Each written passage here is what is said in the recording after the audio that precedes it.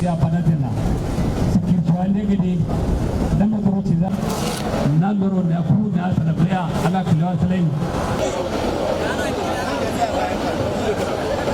ba magana sake gudu a jejeji kuma mani mu da Allah idan mu yi kariya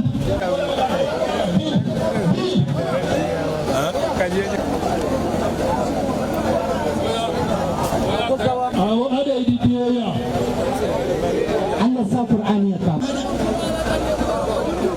amma mu hada kasuwa da su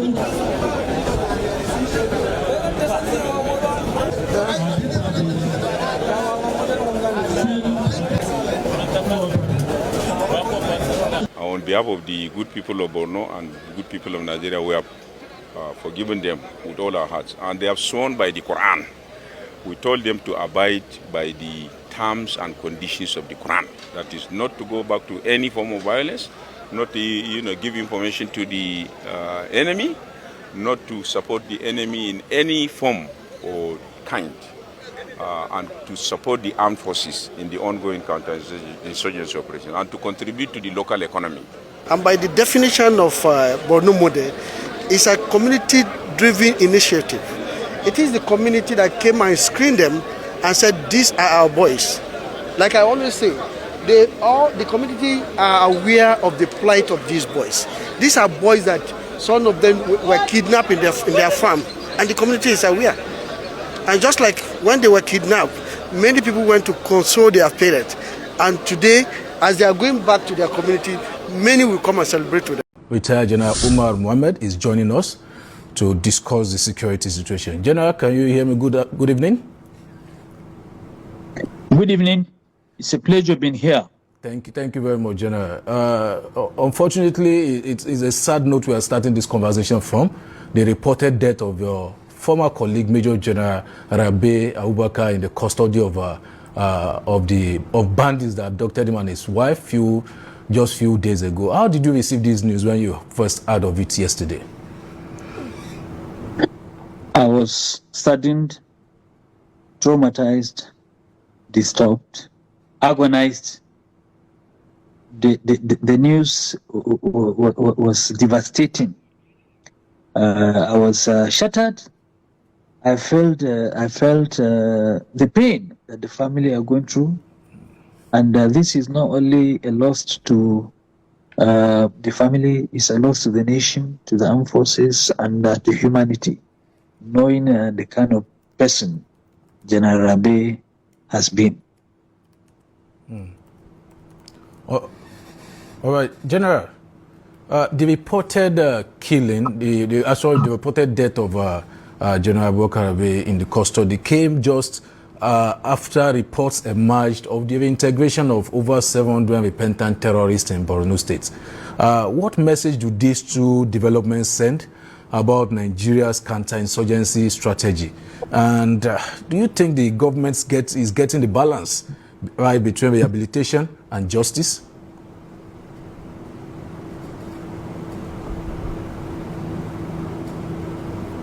Okay, thank you very much for throwing this question. Now, you see, Operation Safe Corridor, which is meant to rehabilitate bandits, was actually designed and planned. The essence is actually not to rehabilitate hardened bandits. You know, among bandits, they are actually classified into two. There are those who are real bandits. That means those who are commanders, who have taken part in killings and what have you. Then there are those who are abducted and forced into joining Boko Haram and other criminal elements. So the question is that usually the safe corridor is actually designed for those who are abducted, whereas those who have actually been found to be culpable or to be involved in killings and what have you, they are actually those ones that are actually sent to court, tried, and actually punished. Now, you're very correct that the abduction of General Rabe is actually a pointer to deteriorating security situations in the country. It's actually a pointer to the fact that there is the need for the government and we Nigerians to upscale our game. Yeah. Because as I have stated in several fora, we are faced with two things. We have very weak security architecture and very weak security infrastructure. What I mean by security architecture is the fact that we have so many blind points, so many places that are not governed, so many places that don't have any security forces or security infrastructure. That means like our roads. In some of our roads, there are so many blind spots in which these bandits can be able to stop, abduct people. They stand there, stop vehicles, and kidnap people. And there are so many within our critical corridors. In other words, in our roads, in our homes, there are so many places that are actually not being governed by, that are not being covered by security agencies. These are the blind points. However, there is also the issue of, as I said, weak security infrastructure. In other words, in other climes, in those places that there are no security presence, there could be security equipment that will actually fill those gaps. For instance, in roads, we should be able to have CCTVs that should be able to provide that gap due to inadequate manpower that can be able to provide protection everywhere. Thirdly, also there is the key issue which I want to harp on is the fact that we don't have a rapid response team.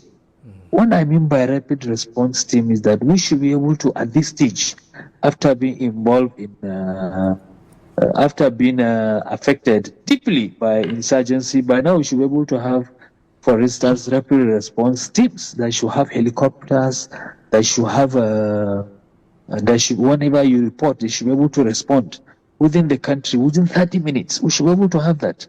So I don't know why up to now we have not been able to, because one of the key reasons why some of these kidnappings and attacks continue to happen is that these insurgents or these criminals used to waylay and take people. And by the time they take people, nothing happens. In other words, even if we act, we used to act too late. However, if we have a rapid response team, if we should be able to have in the north and maybe in the south, where we have a helicopter with weapons, with persons, and they should be there 24/7, even at night, that whenever they are called, they should be able to respond. I think this will be able to assist in assuaging the current security challenges we are facing as a nation. General, you talked about rapid response. Now, I remember just a few years ago, the Inspector General Police Intelligence Response Team, IRT, that was led by then, I think he was a CSP then, I'm not certain of his rank, Kerry, who is now being tried for some alleged offense.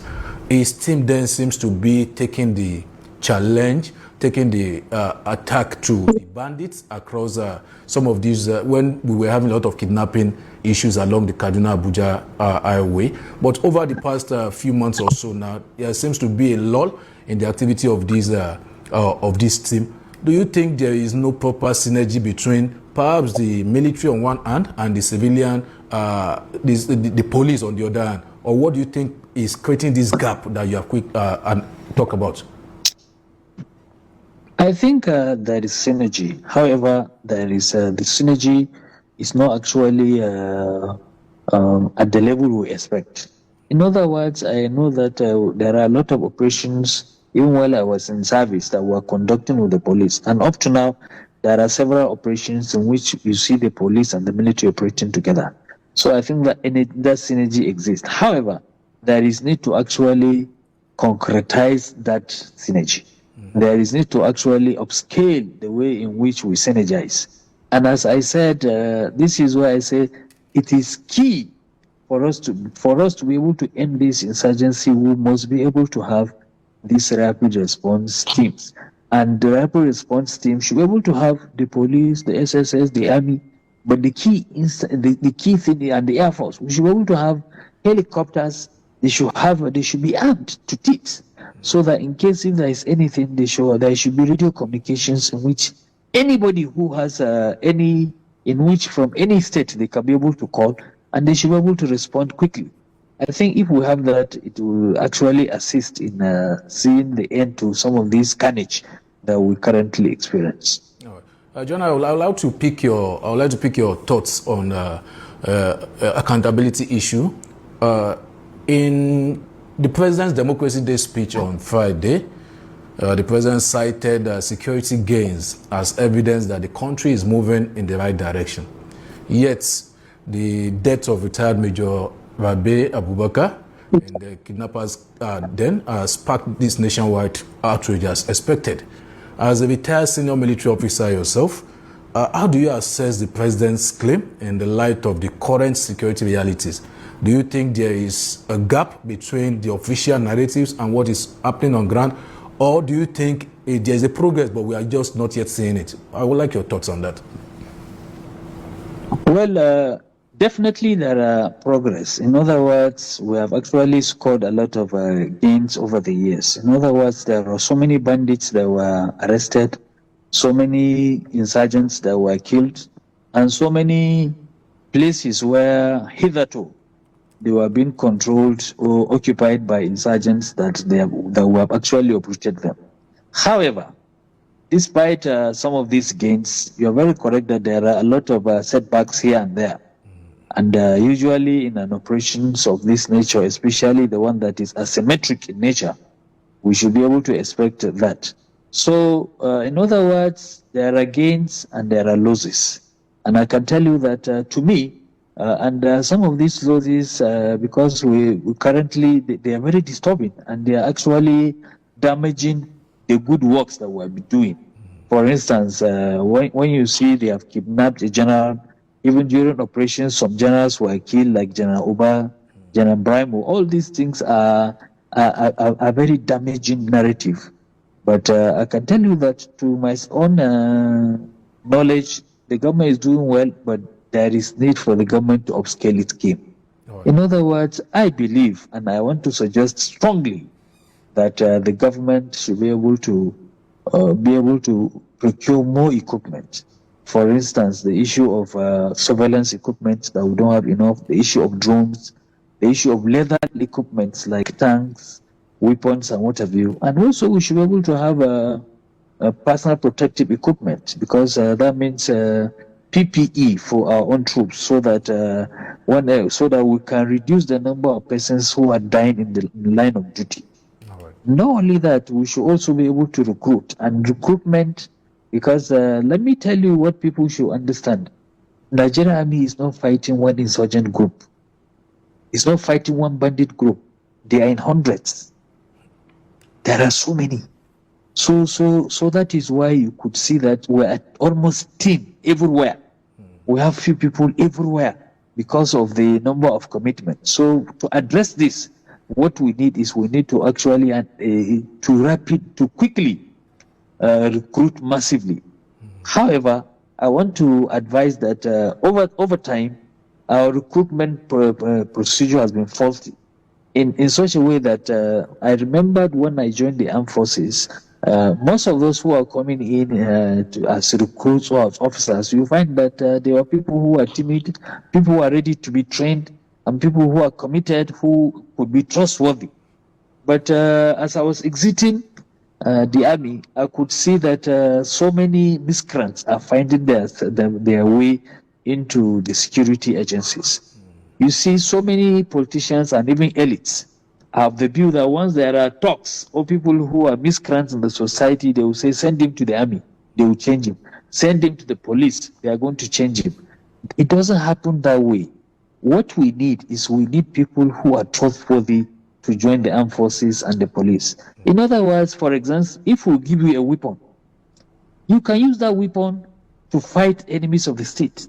You can also use that weapon to be an enemy of the state by using it to commit armed robbery. We can also give you uniform as a policeman. Instead of you to go and arrest a criminal, you go and aid and abet. You go and assist them to commit crimes. So that is why some of the things, and this is why the successes we're achieving is limited, because we have so many persons in the ranks that are miscreants who, instead of them to fight, they will go and actually divulge information, they will go and start selling weapons, and some of them even outrightly refuse to fight. And some of these things are some of the things that are actually some of the drawbacks we're experiencing. So my advice is that we should be able to recruit. However, we should be able to recruit people that are trustworthy, people that have good character, because to work in the armed forces, to work in the police, in the customs, in immigration, in all the security agencies, in the DSS, what you need are trustworthy persons. Right. And let me say this. You see, at the beginning, when after independence, most of those who are going into the armed forces, the police, you could see they were from good homes. And you can find it by the time let me give you some little example. The Sultan of Sokoto was in the army. The Sunupi was in the army. The Serkin Zuru Janasani Samilet was in the army. Even the Oba of Lagos currently was in the police. So you could see in those days, that means trustworthy persons from good homes were taken into armed forces and the police. And that is why we had some level of sanity, we had some level of trust, in the society. But right now, the recruitment policy is very faulty. So I advise the government, please and please, we should stop hijacking the recruitment process. We should allow the agencies to select competent, qualified persons that could be useful to the system and to the nation, instead of us to be pushing people that are miscreants, and they end up weakening the institutions they are actually weakening and corrupting the institutions to which they are made to work in. All right. General, I want to pick your thoughts as we round up on this part segment, just the next 2 minutes. In the president's speech, he said terror-related deaths have been down by 81% since 2015. However, with the recent cases that we've been having, terror attack, banditry attack in Oyo and some other places that Itato unknown, Itato not used to having this kind of incident. Do you think we are witnessing, and I'm asking this question on the backdrop of the fact that even during the presidency of our late President Muhammadu Buhari, we've been hearing talks about that insurgency or Boko Haram has been technically defeated, and we've had that also in this administration. So do you think with what is currently happening, are we witnessing an isolated cases of setbacks, or do these incidents, do they suggest deeper structural weaknesses and that official statistics are not actually capturing? I'd like your thoughts on that as we wrap up. Well, I cannot fault the president. I cannot fault those who are actually giving statistics about what is actually happening. However, based on what I have observed in the society, I can say there is a spike. There's an increase in tempo in the number of persons that are being kidnapped and the number of attacks that were going on. And I can be able to attribute some of these things to some of the actions or inactions by the government. For instance, I can tell you that most of the weapons that are coming into this country are actually coming in from places like Niger, Cameroon, and Chad.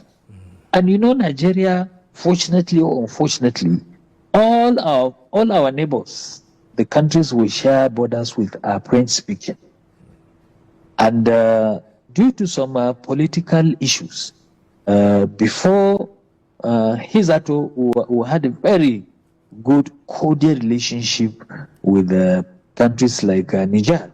So based on that, due to the relationship we had, they actually provided a buffer. In other words, they were actually protecting one of our flanks. We used to give them, we used to share information with them, and based on that, they tried to prevent the infiltration or the smuggling of some dangerous weapons through their own country to our own country.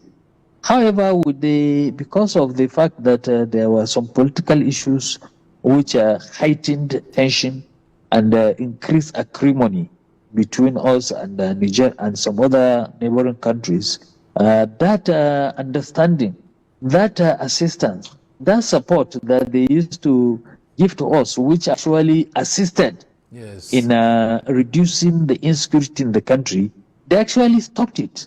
And based on that, that means that is why there was a surge in the number of weapons coming in, and inadvertently in the number of attacks that we're witnessing. So my advice to the government is that we should do everything possible to solidify, to increase good relationship with our neighbors, so that we can be able to have synergy, so that we can be able to cooperate, so that we can be able to, so that they can assist us in preventing the entry of weapons and even criminals in our own borders. This is one of the things. So I'm of the belief that there are a lot of gains. However, there are a lot of challenges. So to me, the government should actually critically look at all the facts and figures that are given to them and find out what is happening on the ground. Because I can tell you that if you see on the ground, people will say there's a spike. So if the government say there is no spike, I'm not questioning what they have said, but all that I'm just saying is that there is need for the government to actually focus more on insecurity. Try to do more by providing all the enabling environments to enable the security agencies to do better than what they are doing, so that we can be able to address the security challenges that is bedeviling this country, and which I have repeatedly said that, you see, once an armed forces fails, then the nation falls. So we should be able to avoid a situation in which the armed forces fails, because if that happens, the nation will fall. So my advice is that we should take the government should take this seriously. They should inject more money, engage in more manpower, more technology, so that we can be able to see an end to this, instead of us playing with figures. Thank you. Thank you very much, retired Major General Umar Mohammed, for your valuable, invaluable perspective as always. We